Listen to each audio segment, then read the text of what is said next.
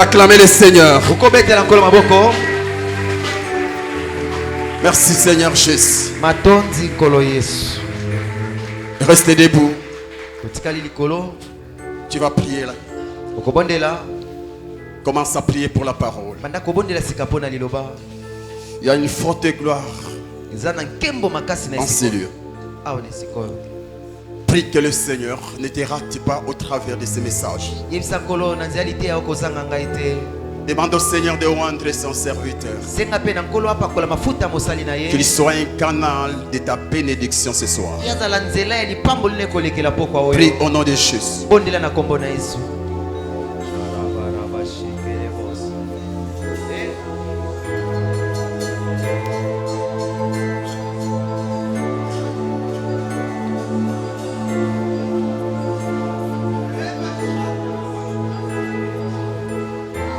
Merci Seigneur Jésus.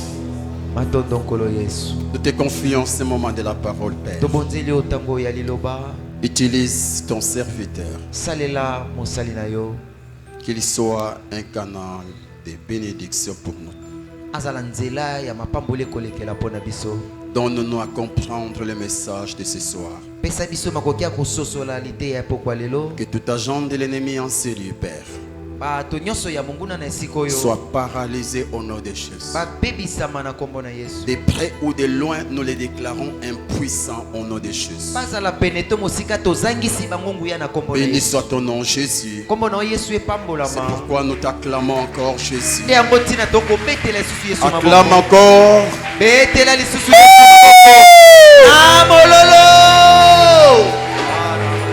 Amen. Amen. Tu peux reprendre ta place. Amen. Amen. Nous vous saluons au nom de Jésus-Christ. Dis à ton voisin, Dieu va te faire du bien.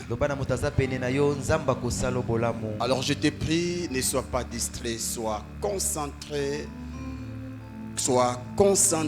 et surtout présent devant la présence de Dieu pendant ce temps de la parole.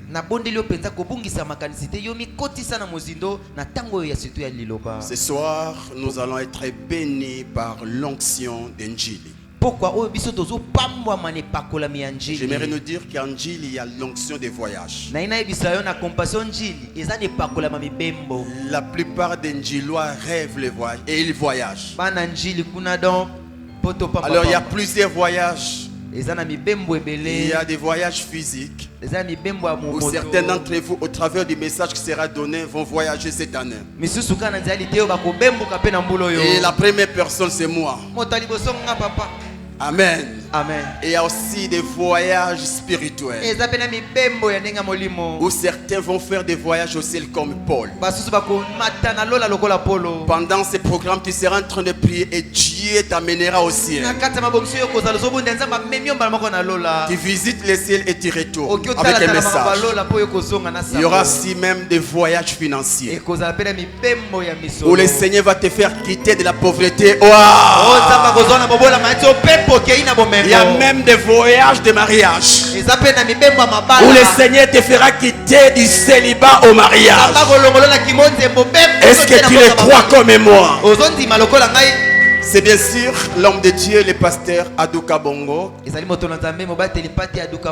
le pasteur responsable de la compassion Njili qui va nous apporter la parole. Par la grâce de Dieu, il n'est pas célibataire. Il est marié à une seule femme sans l'intention de la tromper ni de divorcer. C'est la charmante femme Maman Rachel. Alors que maman se tient debout, on acclame le Seigneur. Merci beaucoup maman. Je vous prie, nous sommes debout. Nous allons honorer l'homme de Dieu, le pasteur Adou. Alors que le pasteur s'approche, on acclame royalement Jésus.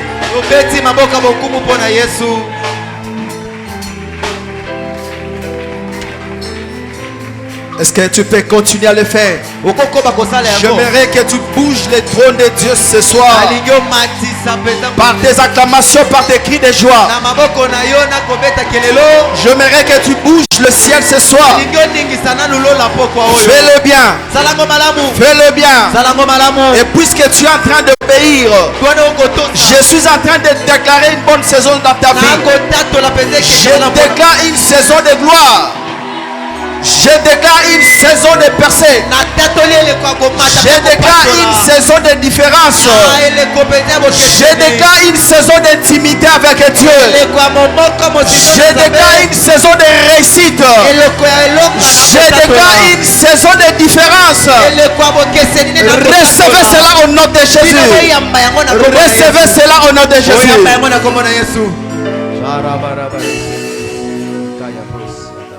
J'aimerais te dire quelque chose.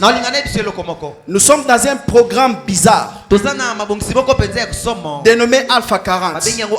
Et nous sommes en train d'exploiter un thème de fou. C'est-à-dire un thème de gens qui ne comprennent pas des choses normales. Un thème de gens qui ne voient pas des choses comme tout le monde. Cela revient à dire ceci.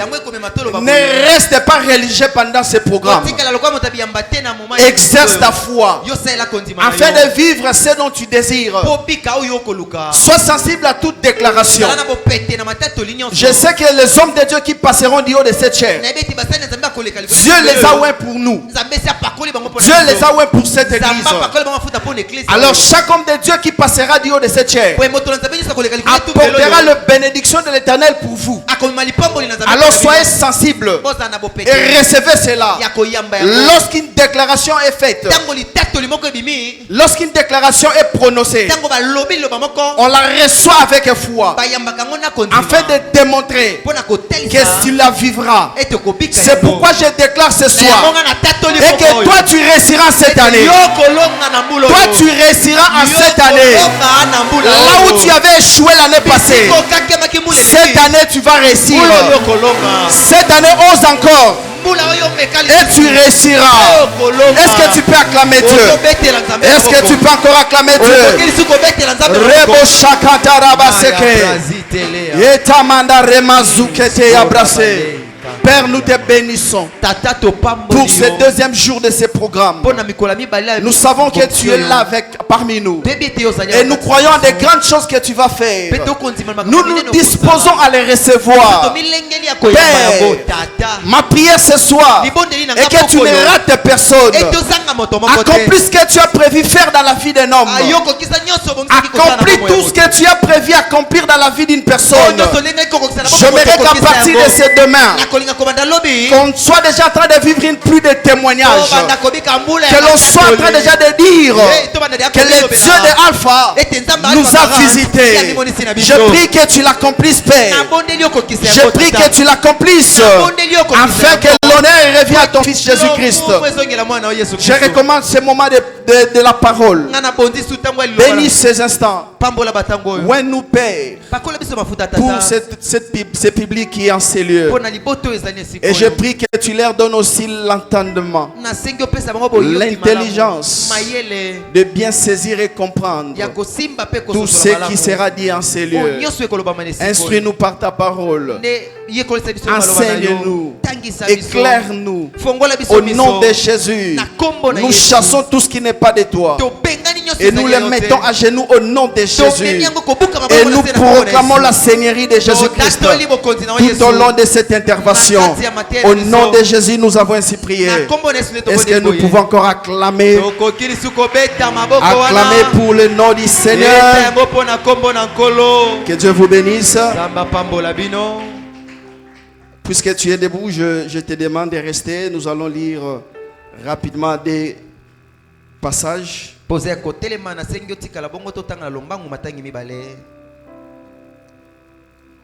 Nous sommes dans le livre d'Hébreux.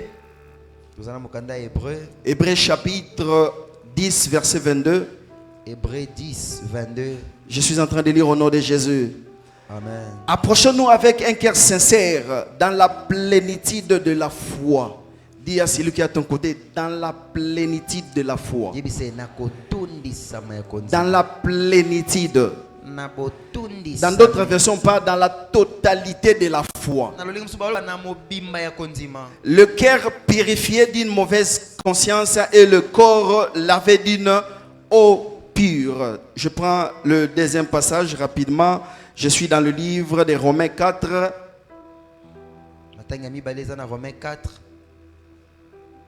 Verset 18. Verset 18. Romains 4, verset 18, la Bible nous dit: espérant contre toute espérance, il crut, en sorte qu'il devint père d'un grand nombre de nations, selon ce qui lui avait été dit. Telle sera ta postérité, parole du Seigneur. Pendant que tu es en train de te rasseoir, aide-moi à saluer celui qui est à ton côté. Dis-lui que le pasteur Adou te salue. Rapidement, je m'en vais bénir le nom du Seigneur. Le Dieu Tout-Puissant, le Dieu amour, le Dieu merveilleux, pour tout ce qu'il est en train d'accomplir dans nos vies. Je lui dis encore merci pour avoir accepté que nous soyons sélectionnés en ce programme. Parce que c'est sa grâce qui nous a qualifiés. Je dis aussi merci à nos parents spirituels. Je parlais des papas et mamans pour la confiance qu'ils n'ont cessé de renouveler à notre égard. Nous sommes aujourd'hui pasteurs parce qu'ils ont ouvert leur cœur. Et si nous dirigeons aujourd'hui l'extension d'Injili, c'est parce qu'ils l'ont accepté. Infiniment merci papa. Et nous disons aussi merci à maman qui n'est pas présente avec nous, mais nous croyons qu'elle est en train de nous suivre. Merci à ma charmante épouse qui nous assiste toujours à tout moment. Que Dieu te bénisse. Sois une femme qui va nous accompagner dans le ministère. Je dis aussi merci à un homme de Dieu qui m'accompagne, Papa Abraham. Et je dis merci à vous qui êtes là. Nous allons parler de la part du Seigneur pour que vous puissiez l'entendre. Que Dieu vous bénisse énormément. Nous sommes dans notre programme de 40 jours de jeûne et prière, où nous sommes en train de développer un grand thème intitulé la foi et la prière. C'est un thème merveilleux, c'est un thème magnifique. Pourquoi la foi?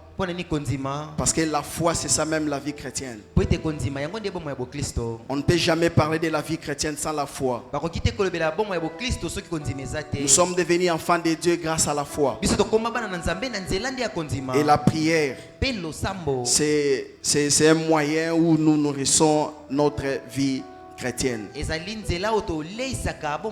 Donc c'est un thème vraiment merveilleux. Aussi parce que la foi réanime la prière.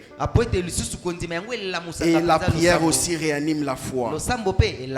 Tu ne peux jamais avoir la vie de prière sans la foi.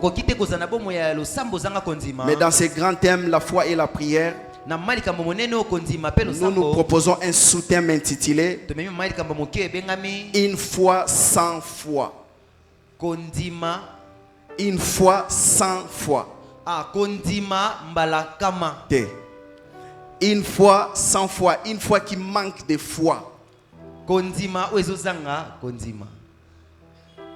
Ok, on peut comprendre ça. Donc, kondimo ezangi kondima. Amen. Donc on parle d'une foi mais qui manque la foi. Quelqu'un se posera la question, comment pouvons-nous parler d'une foi sans foi? Parce qu'on a déjà la foi. Mais comment la foi peut manquer la foi? C'est ce que nous allons essayer d'expliquer tout au long de notre intervention. Mais d'entrée de jeu, j'aimerais que tu puisses saisir ceci. Que la foi sans foi n'est rien d'autre qu'une fausse foi. Une foi qui ne produit pas de résultats. Une demi-foi. une foi morte. Bref, c'est une foi incomplète. Nous sommes dans notre programme de Alpha 40. Et je bénis Dieu pour ce programme. Mais apôtre Paul est en train de nous dire quelque chose. Comme ce programme de Alpha 40 est un programme où nous nous approchons de Dieu. L'apôtre Paul nous exhorte de quelque chose d'important. Dans le livre de Hébreux 10, verset 22. L'apôtre Paul dit ceci: que approchons-nous de Dieu avec un cœur sincère. Un cœur sincère veut dire un cœur sans péché. Un cœur qui ne pêche point. Un cœur purifié par le sang de Jésus. Donc toi qui s'approche dans ces programmes, ou toi qui entres dans ces programmes de Alpha 40, tu dois te rassurer que tu as un cœur sincère. C'est-à-dire tu dois te rassurer que tu es séparé du péché. Sinon Dieu ne t'agréera pas dans sa présence.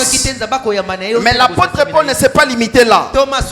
Il a ajouté ceci: avec plénitude de foi. Donc avec la foi dans sa totalité. Pourquoi l'apôtre Paul parle de la totalité de foi? C'est parce qu'il y a aussi des demi-foi. Il y a des soi-disant foi. Mais il nous exhorte ceci. Il nous exhorte ceci. Il dit lorsque nous nous approchons de Dieu, nous devons avoir la foi mais dans sa totalité. Je déclare sur ta vie et que si tu étais entré dans ce programme avec une demi-foi, avec une foi incomplète, que l'Éternel Dieu t'aide à avoir une foi dans sa totalité afin de vivre ce que Dieu a prévu pour toi. Qu'est-ce qu'une foi dans sa totalité? De par la définition biblique dans le livre de Hébreux 11 verset 1, je suis allé comprendre ceci: que la foi s'exerce en deux dimensions possibles. Hébreux chapitre 11 verset 1. La Bible nous dit ceci: or la foi vient de ce qu'on a. Or, la foi est une ferme assurance des choses qu'on espère et une démonstration de celles qu'on ne voit pas. Là, cette définition est en train de nous présenter deux dimensions de la foi. La première dimension, c'est la dimension invisible de la foi, qu'on peut appeler une dimension théorique de la foi. C'est une dimension attachée au cœur, où l'homme croit de tout son cœur, ne doute point à ce qu'est la parole de Dieu, où l'homme croit fermement à ce que Dieu lui a dit. Mais cette dimension de la foi est combattu par nos pensées. Lorsque Dieu nous fait une promesse, lorsque Dieu parle sur notre vie, alors que nous voyons les années passer, il y a le pensée qui commence à monter dans notre esprit, et cela vient combattre cette première dimension de la foi.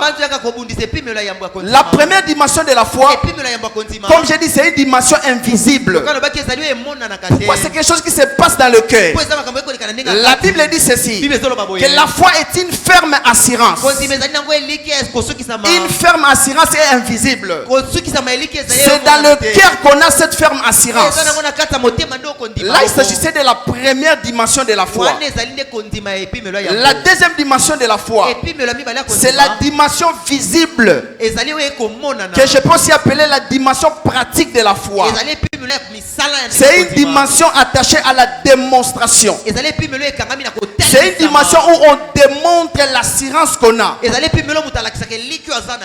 cette dimension de la foi est combattue par la peur, parce que cette dimension exige une démonstration, où on doit démontrer ce qu'on a dans le cœur pour que le monde puisse voir.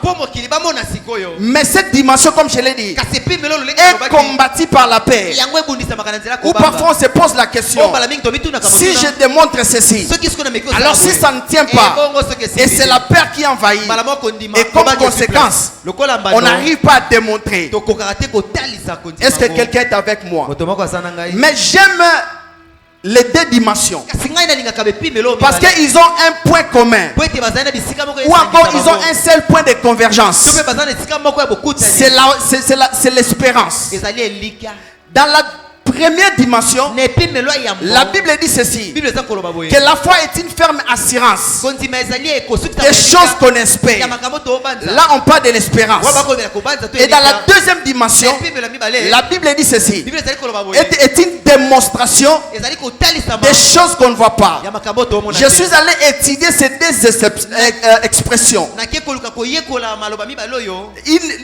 Les choses qu'on espère et celles qu'on ne voit pas. En réalité, les deux expressions veulent tout simplement exprimer une même chose. Cela veut dire quoi? Je vais vous illustrer cela par un exemple. Si je dis et que j'espère acheter cette tablette, la tablette n'est pas encore concrète. Je ne l'ai pas encore. Je ne l'ai pas touchée. Donc cela est dans l'invisible. Donc j'espère acheter cette tablette. Ce n'est pas encore pratique. Mais aussitôt j'achète la tablette cesse d'être invisible et elle devient visible. Et lorsque nous allons dans la deuxième définition, où la Bible nous dit et que c'est une démonstration des choses qu'on ne voit pas, donc on peut directement conclure que les choses qu'on espère, ce sont les choses qu'on ne voit pas. Donc la foi consiste à quoi? La foi consiste à avoir une ferme assurance et une démonstration pour les choses qu'on espère. Est-ce que quelqu'un est avec moi? Est-ce que quelqu'un est avec moi? Rapidement, je passe directement à une démonstration. Parce qu'on peut beaucoup dire, mais parfois on ne peut pas bien comprendre. J'ai parlé de la ferme assurance, j'ai parlé de la démonstration et j'ai parlé aussi de l'espérance. J'ai besoin de 3 personnes qui peuvent m'aider. 3 personnes. J'essaierai un peu d'être pratique afin de te permettre à comprendre. Mes respects, papa.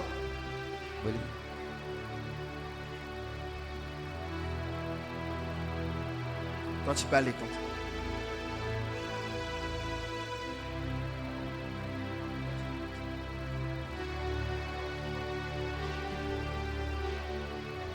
Ok, j'étais en train de parler de la foi. La foi c'est quoi? La foi c'est avoir une ferme assurance. Là je suis là-bas. La foi c'est aussi une démonstration. Je suis ici. Mais tout commence par l'espérance. Tout commence par l'espérance. L'espérance c'est quoi? C'est juste un sentiment d'avoir quelque chose. C'est juste un sentiment de vivre l'accomplissement d'une promesse. C'est ça l'espérance. Nous sommes ici. C'est ici l'espérance. L'espérance est créée par un homme ou par Dieu. Tu vas me comprendre. Lorsqu'un homme te fait une promesse, directement tu as de l'espérance. Tu commences à espérer que j'aurai la chose. Mais il y a une différence entre l'espérance que crée l'homme et l'espérance que crée Dieu. L'espérance que crée un homme manque de la foi. Mais l'espérance que Dieu crée a de la foi. Ou encore est soutenue par la foi. La Bible nous dit ceci, que la foi vient de ce qu'on attend. Et ce qu'on attend c'est quoi? C'est la parole de Dieu. Quand Dieu te dit une chose, directement cela crée de l'espérance. Tel que tu es là, ce soir même, tu ne pensais pas avoir $1000. Mais si Dieu t'apparaît. Et si Dieu vient à toi et il te dit, je vais te donner $1000 ce soir, qu'est-ce qui va se passer?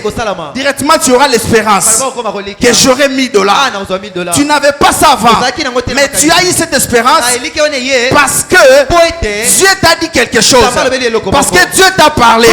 Donc quand Dieu parle, cela crée de l'espérance dans nos cœurs.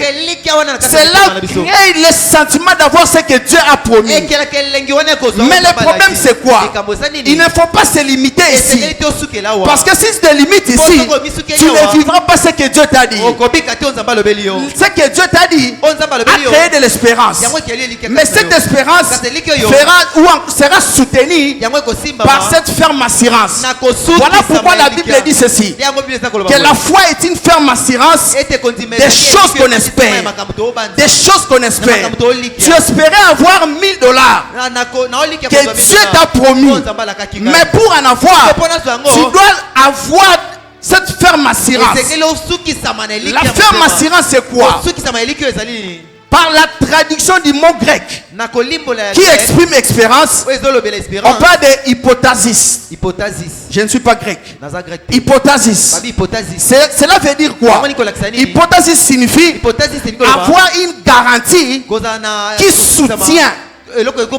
Avoir une garantie qui soutient. Donc, quand on dit que la foi est une ferme assurance, en autre terme, on veut dire ceci, que la foi est une garantie qui soutient l'espérance. C'est une garantie qui soutient l'espérance. Donc si tu te limites à voir l'espérance, un jour cette espérance tombera dans l'eau. Mais si tu as la ferme assurance, qui est la garantie qui soutiendra l'espérance, cela fera ce que même quand tu verras les choses tarder, même quand tu verras les choses ne pas s'accomplir, tu garderas toujours la foi. Pourquoi?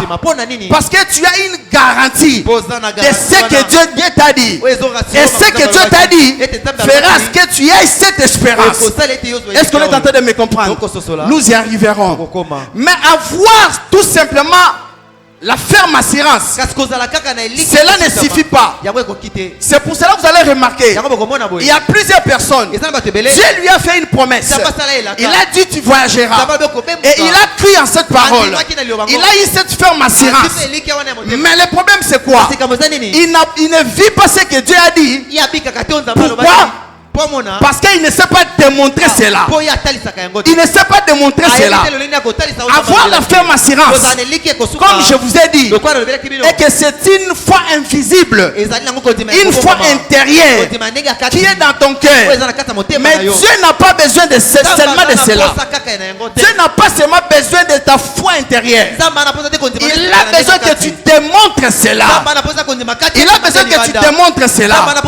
Et la démonstration, la traduction grecque du mot démonstration est légos, qui signifie quoi? Une preuve. Une preuve de la démonstration. Non, j'allais dire une preuve de l'assurance.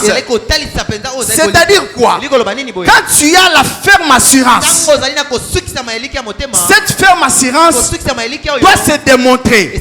En d'autres termes, la démonstration que tu feras de ta foi est une preuve que tu crois que Dieu agira. Alléluia.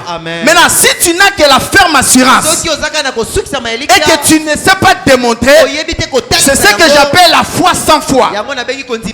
C'est ce que j'appelle la foi sans foi. Et aussi, retiens ceci, tu peux aussi brûler les étapes. C'est-à-dire tu peux sauter cette étape pour aller directement à la démonstration. Mais le problème c'est quoi? Pour démontrer selon le plan de Dieu, tu dois d'abord avoir la ferme assurance.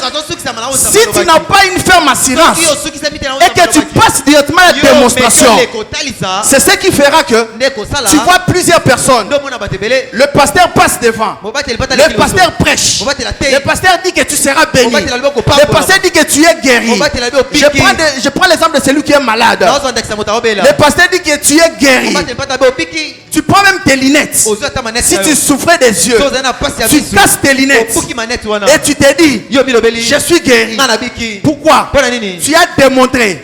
Parce que tu as entendu. Mais après avoir quitté ces lieux, tu rentres à la maison. Tu te rends compte que c'est comme si la maladie continue. Pourquoi? Parce que tu as passé à la démonstration sans avoir la ferme assurance. J'aimerais te dire ceci. Dans le domaine de la foi, bien aimé, dans le domaine de la foi, tout commence d'abord par l'espérance. Tu dois avoir l'espérance de ce que Dieu t'a dit. Et l'espérance se crée automatiquement. Dès que Dieu te parle, directement, tu auras de l'espérance.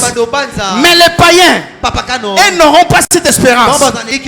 Pourquoi? Parce que ils ne sont pas attachés à la parole.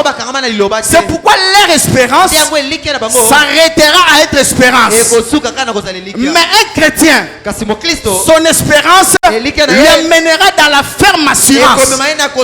Pourquoi? Parce que la parole de Dieu crée la foi à nous. Or, les deux substances de la foi, c'est la ferme assurance et la démonstration. C'est ce qui se passe aujourd'hui à l'église. J'ai voulu être pratique pour t'aider à comprendre.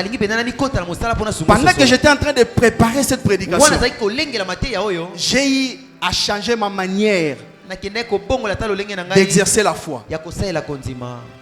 Parfois, nous ne vivons pas la main de Dieu. Ou ce que Dieu nous a promis ne s'accomplisse pas. Parce que nous avons une fausse foi.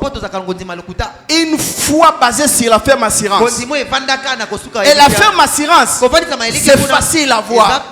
Mais le problème, c'est ici. La démonstration. À l'église, nous avons 3 catégories de chrétiens. Première catégorie, ce sont ces chrétiens-là qui ont l'espérance, mais il manque l'assurance, la ferme assurance. Puisqu'il manque la ferme assurance, il manque aussi la démonstration. Or, l'espérance ne suffit pas. Romains 4,18. La Bible nous dit ceci. Là, on est en train de parler d'Abraham. La Bible dit espérant contre toute espérance. Il crie. Là, on parle d'Abraham. Abraham a reçu l'ainsi dit l'Éternel. Et que tu deviendras père d'une multitude, père d'un grand nombre de nations. Abraham a eu l'espérance. Mais il ne s'est pas limité là. Abraham ne s'est pas limité là. Abraham est allé à croire. Il a exercé la foi à ce que Dieu lui a dit. Et c'est pour cela la Bible dit qu'il l'a cru. Or, je viens d'expliquer que la foi est basée sur ces deux substances. Donc Abraham a eu l'assurance dans ce que Dieu lui a dit. Mais il ne s'est pas seulement limité là. Il est allé aussi jusqu'à démontrer cela. Lorsque Dieu lui a dit de quitter sa maison et sa patrie, Abraham n'a pas hésité. Il a quitté. C'était ça la démonstration. L'espérance, elle ne suffit pas. La majorité des chrétiens demeurent ici. Ils n'ont que l'espérance. Dieu a dit, Dieu a promis.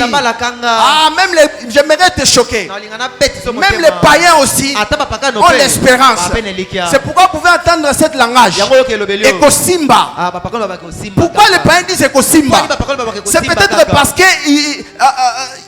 peut-être parce qu'il a une relation avec quelqu'un qui est haut placé. Et il s'est dit que au travers de cet homme, je peux avoir ceci. L'espérance, elle ne suffit pas. L'espérance, c'est quoi, bien aimé? Ou j'allais dire ceci. L'espérance, c'est ce qui te pousse à dire j'aurai. L'espérance te fait conjuguer le verbe avoir au futur. Mais la foi te dit déjà que j'ai. Lorsque l'espérance te dit j'aurai, la foi te dit que j'ai. Voilà pourquoi ceux-là qui se limitent à l'espérance, ils ne vivent pas leur bénédiction. Pourquoi? Parce que c'est toujours futur. C'est toujours au futur. Mais un homme qui a cru, qui a la foi, il ne conjugue jamais avoir au futur. Il dit que j'ai. Il dit que j'ai. Alléluia. Amen. Là, c'est la première catégorie à l'église que nous trouvons. Où nous avons les gens qui ne se limitent qu'à avoir l'espérance. Pourquoi? Parce que Dieu a dit. Mais la deuxième catégorie, c'est le groupe de gens qui ont l'espérance, parce que tu ne peux pas voir la ferme assurance si tu n'as pas l'espérance. Et la deuxième catégorie, c'est les gens qui ont l'espérance, mais qui ont aussi la ferme assurance. C'est-à-dire quoi? Dieu a dit, cela a créé en lui l'espérance. Et comme c'est la parole de Dieu, cela a créé la foi en lui. Et il s'est limité au niveau de la foi invisible. C'est la ferme assurance. Il a l'espérance, mais il a aussi la ferme assurance. Cette catégorie de personnes, ils vivent difficilement ce que Dieu a dit. J'ai dit difficilement. Je n'ai pas dit ils ne vivent pas. Je n'ai pas dit que c'est impossible. Parce que par la miséricorde de Dieu, tant que tu as déjà une ferme assurance à Dieu, Dieu peut aussi te faire miséricorde. Il peut faire venir ce qu'il t'a promis. Alléluia. Amen. Ça, c'est la deuxième catégorie. Et la troisième catégorie à l'église, c'est les gens qui ont l'espérance et qui ont la ferme assurance et qui savent démontrer facilement. C'est une catégorie de gens où, par exemple, à l'église, lorsque le pasteur dit tu peux amener ton unique Isaac que tu avais, même si c'était l'argent des affaires, tu n'avais qu'un seul $100, viens et Dieu te bénira. Parce qu'il a l'assurance que ce que l'homme de Dieu a dit, et parce qu'il est l'homme de Dieu, Dieu accomplira cela. Donc cela crée l'assurance à lui. Et quand il a cette assurance, et il aura directement cette ferme assurance, et que cela s'accomplira. Et il passe directement à la démonstration. Il vient avec les $100, il donne. Et vous allez voir après deux jours ou après un mois que Dieu m'a visité. Le plus grand problème à l'église aujourd'hui, c'est la démonstration de la foi. Nous sommes limités dans la démonstration. La majorité d'entre nous en ces lieux, nous avons l'espérance et nous avons la ferme assurance, mais nous manquons la démonstration. Nous manquons la démonstration. Or Dieu travaille avec des gens qui peuvent démontrer. J'ai aimé ce que papa a dit hier. Il a dit ceci. Moïse, avec les enfants d'Israël, lorsqu'ils se sont retrouvés devant la mer rouge, il n'avait pas moyen qu'ils puissent traverser. Il a fallu que Dieu puisse diviser l'eau. Et Dieu était capable de diviser l'eau. Mais Dieu a dit à Moïse, qu'est-ce que tu as entre tes mains? Moïse a dit, j'ai un bâton. Dieu a dit, étends cette bâton. Il a fallu que Moïse puisse étendre le bâton pour que Dieu puisse diviser l'eau. Il a fallu que Moïse puisse faire cela. Et c'est ça la démonstration. Parce que Moïse avait cru en ce que Dieu avait dit. Le problème à l'église, c'est la démonstration. Nous sommes en train de présenter au monde un Dieu qui n'agit pas. Pourquoi? Parce que nous manquons la démonstration de la foi. Dieu a dit que par toi les malades seront guéris. Et tu crois cela.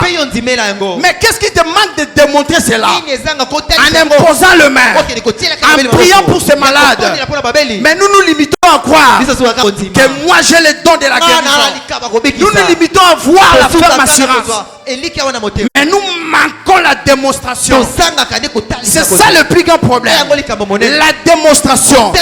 Que Dieu vous bénisse. Maintenant, j'aimerais dire ceci.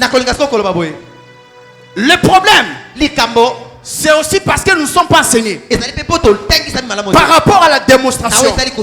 Ou peut-être parce qu'on ne sait pas comprendre comment démontrer. J'aimerais clôturer en te montrant maintenant comment tu peux démontrer ta foi afin que ta foi soit complète, afin que ta foi ne soit pas une foi sans foi. Retiens ceci. On démontre la foi par un acte prophétique. On démontre la foi par un acte prophétique. Dieu peut te dire, cette année, tu vas te marier. Dieu a dit. Et cela a créé l'espérance dans ton cœur. Tu te dis que je vais me marier. Tu te dis que je vais me marier. Et parce que c'est Dieu qui a dit, cela a créé cette ferme assurance dans ton cœur. Mais tu dois passer à la démonstration. Tu dois poser un acte de foi. Un acte de foi, c'est quoi? Tu sors de ta maison, tu pars en ville, tu commences à te renseigner les prix des articles de la dot. C'est ça la démonstration de la foi. Dieu te dit ceci, et que cette année tu vas construire des maisons. L'acte de foi, c'est quoi? L'acte prophétique, c'est quoi? Tu vas par exemple à Kinkole, tu trouves les commissionnaires, tu leur demandes, est-ce que je peux avoir un terrain de 20 000 $ ici? Selon ta vision. Et si on te dit le terrain est là, tu dis ok, j'ai mon architecte, il doit regarder pour me faire un plan. Et lorsqu'il fait le plan, tu prends le prix qu'on t'avait donné du terrain et le prix de que l'architecte t'avait fait. Tu amènes cela dans la présence de Dieu et tu commences à prier. Tu dis à Dieu, tu avais dit que cette année, je vais construire des maisons. Voici, je suis allé à Kinkole, j'ai trouvé une parcelle et voici, j'ai appelé un architecte, il m'a fait les devis. Les devis me donnent 500 000 $. Père, c'est maintenant ton problème. Moi je fais ma part. C'est ça un acte de foi. C'est comme ça que tu peux placer un acte de foi. Je suis en train de déclarer dans ta vie, en cette année, toi qui poseras un acte de foi par rapport à une promesse qui est dite sur ta vie et que tu vives son accomplissement au nom de Jésus, toi qui poseras un acte de foi par rapport à la promesse de Dieu dans ta vie, que tu vives son accomplissement au nom de Jésus. Et même puisque pendant que je suis en train de parler, s'il y a quelque chose qui monte du fond de ton cœur comme un acte de foi posé, je te conseille de le faire. Et le Dieu qui est présent, le Dieu de Alpha 40, il va accomplir ce que tu désires. Reçois cela au nom de Jésus. Reçois cela au nom de Jésus. Je disais que le miracle de Dieu accompagne ceux-là qui vont poser l'acte de foi, ceux-là qui vont démontrer la foi en cette année au nom de Jésus. Bien-aimé,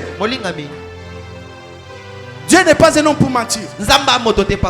La nature nous enseigne de beaucoup de choses. C'était le 1er janvier.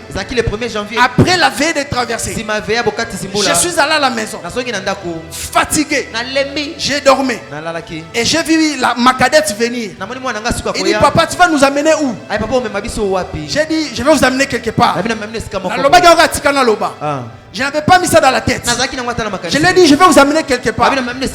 Et elle est sortie de la maison, du salon bien sûr. Elle est allée voir ses sœurs. Elle a commencé à dire, ya. Papa dit qu'aujourd'hui on va sortir. Et pendant que moi j'avais dit, j'ai oublié. Et ils sont déjà allés, ils sont allés se préparer. Et moi-même je suis sorti. On m'appelle chez mon épouse pour me dire, les enfants t'attendent. Je me suis dit, comme il s'est rien. Et je rentre à la maison. J'ai rentré avec la décision de leur dire, ma petite Okité. Mais dès que j'entre à la maison, elle commence à sursauter. Papa, je m'étais senti dans l'obligation de les amener. Et je suis allé avec eux quelque part. Malgré ma fatigue, je suis allé avec eux là où nous sommes mis. J'étais en train de sommeiller. Mais le problème c'est quoi? J'étais obligé d'accomplir leur foi. C'est ce qui se passe avec Dieu. C'est ce qui se passe avec notre Dieu.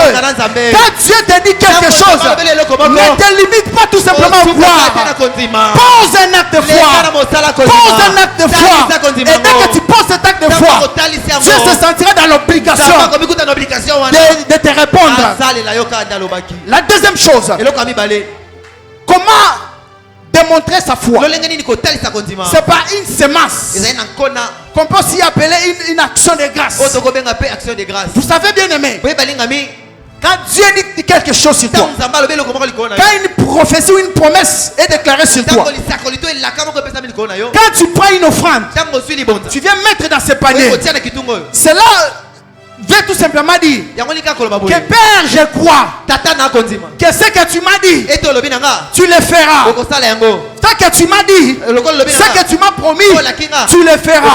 C'est aussi une manière de démontrer la foi. Parfois ne reste pas calme. Vous savez bien aimé, si tu aimerais t'attacher avec ton $100 là, peut-être que tu manqueras $2000. On a donné une prophétie sur toi et que cette année, quand tu toucheras les millions, tu toucheras les $1000, tu auras un bon salaire. Mais dans ta poche, tu avais $100. Tu t'es dit, un esprit te dit, va s'aimer. Parce que Dieu souvent vient nous aider aussi. Il y aura un esprit qui viendra te dire, va s'aimer, va s'aimer. Mais l'autre te dira, soko s'aimer, ola lanzala, soko s'aimer, au foot à l'oindengeni. Bien aimé, ça ce n'est pas démontrer la foi. Ce n'est pas démontrer la foi. Lorsqu'une prophétie est donnée, lorsqu'une démonstration, lorsqu'une promesse est donnée, quand tu prends l'unique que tu avais dans ta poche, tu veux s'aimer pour dire merci à Dieu de la prophétie, de la promesse. Dieu connaît et que tu t'es dépouillé de ce que tu avais. Il commencera d'abord par te rembourser, à te donner ces $100. Tu remarqueras qu'en sortant, quelqu'un vient te donner peut-être $100.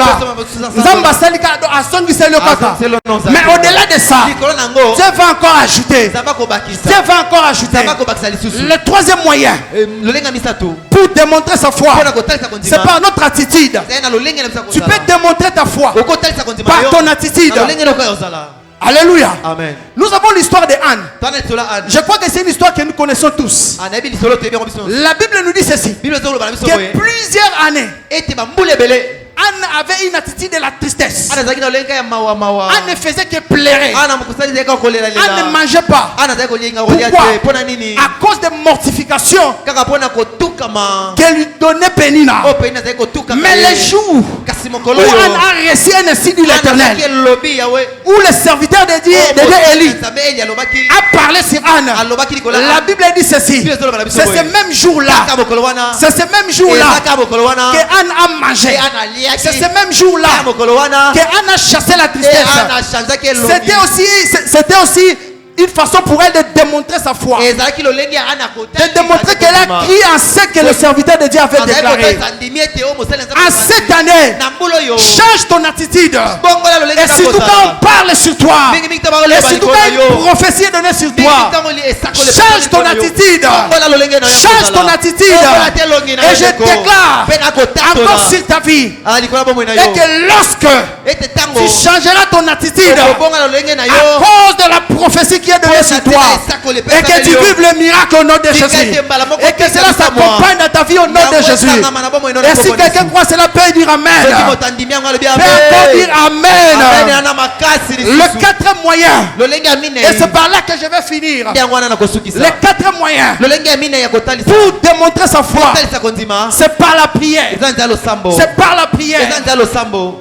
Alléluia. Amen. Un homme de foi bien-aimé ne prie pas comme tout le monde. Un homme qui porte les promesses de Dieu ne prie pas comme tout le monde.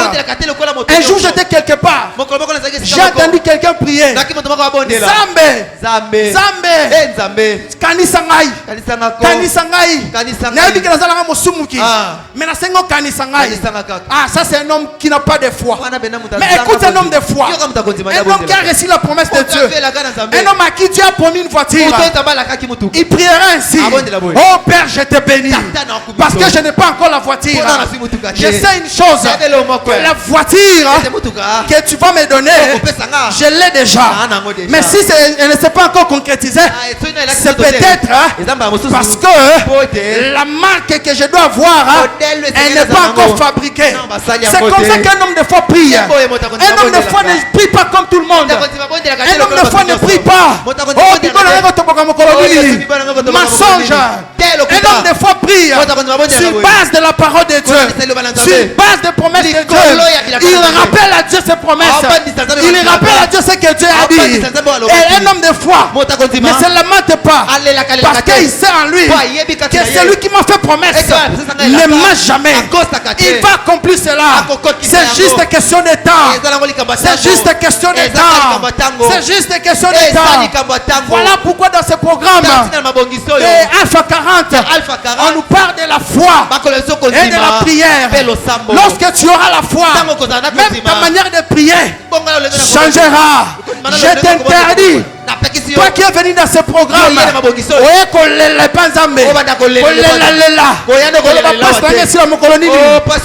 t'interdis de prier. Je t'interdis de prier. Mais je te recommande quelque chose. Regarde ta situation et va dans la Bible. Cherche la promesse de Dieu par rapport à cette situation. Prends cette promesse et avance dans la présence de Dieu. Et commence à dire à Dieu, Père, tu as dit. Père, tu as dit. Je veux voir ce que tu as dit. Je veux voir ce que tu as dit.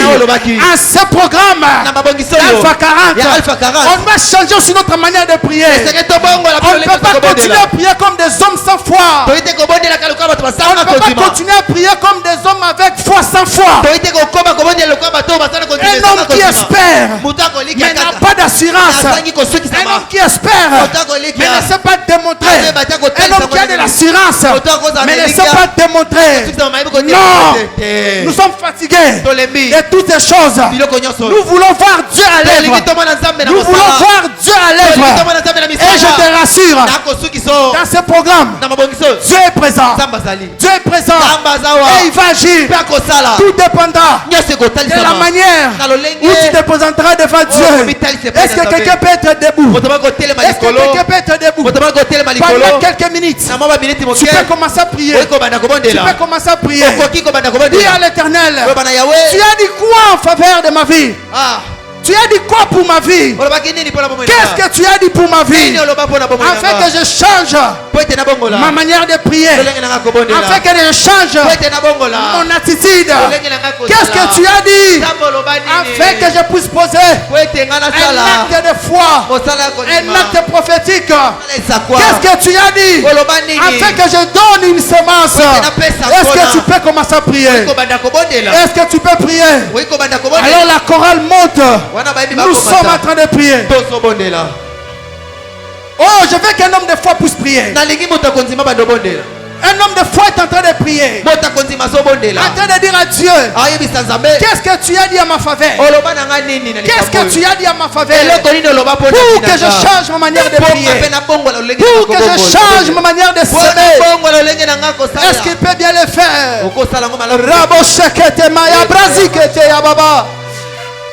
Le Dieu consommateur de la foi. Nous voici là dans ta présence. Et nous sommes en train de te démontrer notre foi. Notre prière. Et que tu agisses. Et que tu agisses. Et tu es en train de prier. Tu es en train de prier. Si tu manques de l'espérance, demande à Dieu de te donner cette espérance. Si tu manques la capacité de démontrer ta foi, dis à Dieu, cette année, je vais démontrer ma foi. Je vais démontrer ma foi. Je suis fatigué de me limiter. Que dans la ferme assurance. Mais je vais entrer dans la dimension de la démonstration. Car la démonstration attire près de moi ta promesse. La démonstration de la foi fait à ce que je puisse vivre ma promesse.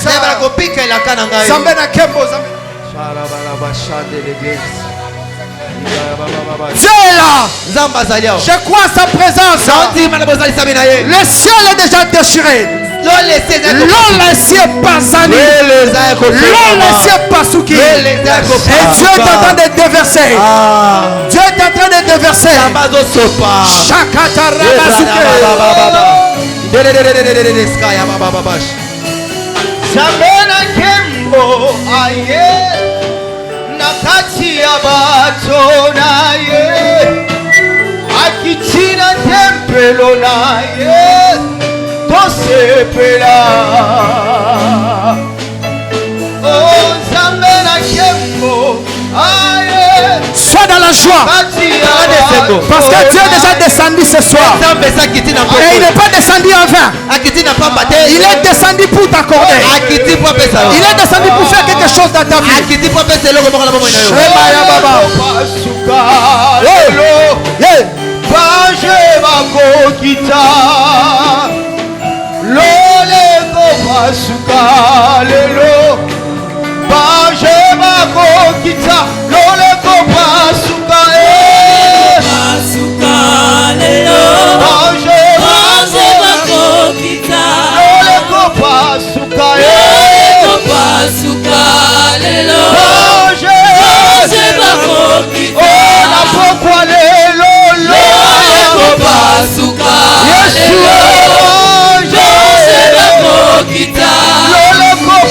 Je prie que le ciel s'ouvre sur toi. Je prie que le ciel s'ouvre sur toi. Le ciel s'ouvre sur toi. Et que l'éternel Dieu répande sa bénédiction sur ta vie. Que la bénédiction d'en haut descende sur ta vie. Au nom de Jésus. Au nom de Jésus. Reçois la bénédiction de Dieu. Reçois la bénédiction de Dieu. Reçois la bénédiction de Dieu. Reçois la bénédiction de Dieu. Manda rebo sakayaba. Manda rebo seke. Ayabla suke. Ekatayabla suke. Namasi abato naye akitina tempelo naye sepela oh Zamena Kembo aye abato naye Manda rebo saka. Ekamanda rebo seke. Je prie les dieux du ciel. Je prie les dieux du ciel. Qu'il déchire le ciel en ta faveur. Et qu'en cette année, tu sors le plus que vainqueur. Et que tu reçoives ce que Dieu t'a promis. Reçois la bénédiction de Dieu. Reçois la bénédiction de Dieu. Que la bénédiction de Dieu coule sur ta vie. Que la bénédiction de Dieu coule sur ta vie. Shakatere Mazuke. Rebo Shakata Yaba. Manda Rebo Seke. Accomplis cela. Et que cela soit pour ton honneur. L'honneur de ton fils Jésus-Christ. Shakate Rebo Se. Manda Rebo Saka. Ayebra Sukete. Hey! Yangotolo bilole kopasuka lelo Jose bakokita Yangoto yebi lole kopasuka lelo Jose bakokita Oh napokwa lelo lole kopasuka lelo Jose bakokita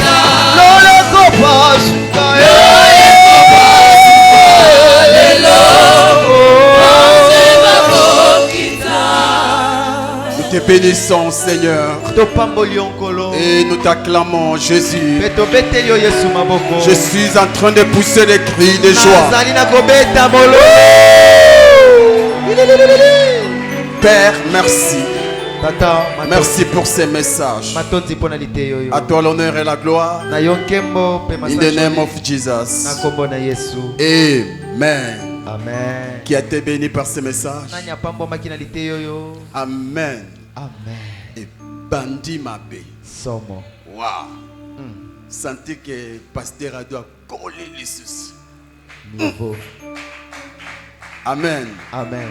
Ok, je vais te dire tout à l'heure, après les offrandes, c'est que l'Esprit m'a dit pendant que l'homme de Dieu est en train de prêcher.